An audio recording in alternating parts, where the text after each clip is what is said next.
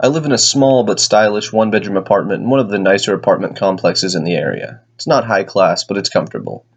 My neighbor Ashley more or less disappeared one summer. The managers of the apartment complex told me that nothing had been taken out of her house, but that her and her dog were gone.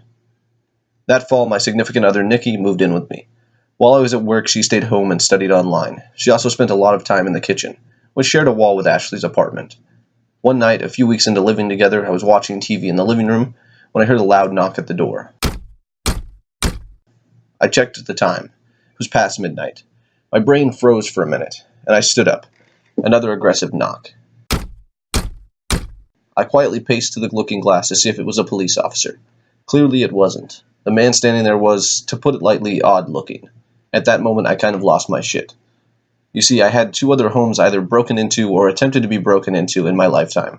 At a certain point I grew kind of paranoid about this. So I marched to the bedroom, told Nikki to stay where she was, pulled a loaded pistol out of my nightstand, and stood diagonal to the door, waiting for someone to try to break it down.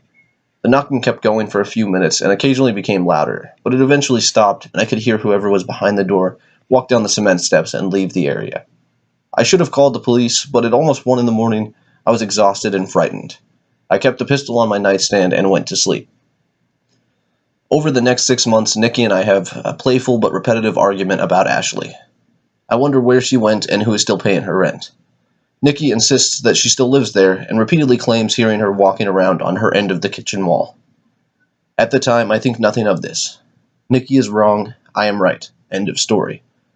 Except it wasn't the end of the story.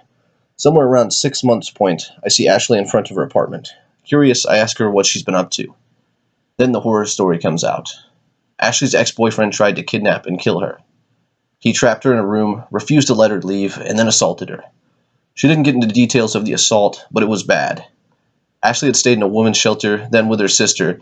She was reliant on medication to treat the PTSD and anxiety that had developed after the incident, and I later learned that without it, she was so paranoid of her ex that she would drive to her sister's house, hours away. It got worse. The investigators botched the case against her ex, questioned virtually nobody, and the man ended up with drop charges. He repeatedly broke into Ashley's apartment following her leave, would leave his cigarettes in her ashtray, break her possessions, and make a mess of her things. She had a restraining order placed against him, but was confident that it would not stop him from finding her. You're probably beginning to connect the dots that I didn't, and it wasn't until Nikki and I talked about that she started putting two to two together.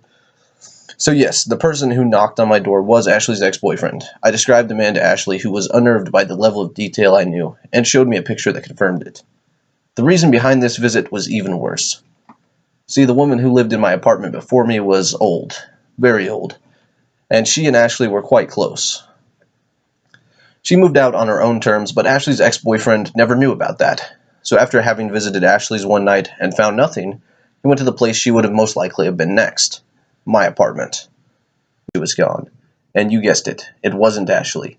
He was repeatedly breaking into the apartment and spending time there, especially in the kitchen where her ashtray was. Nowadays, Ashley has disappeared again. I've tried to get in touch with her, but gotten no response. I hope she's okay, but fear the worst. Her things are still in her apartment. Me, I sleep with a pistol on my nightstand. So to my neighbor's psychotic ex-boyfriend, let's not meet.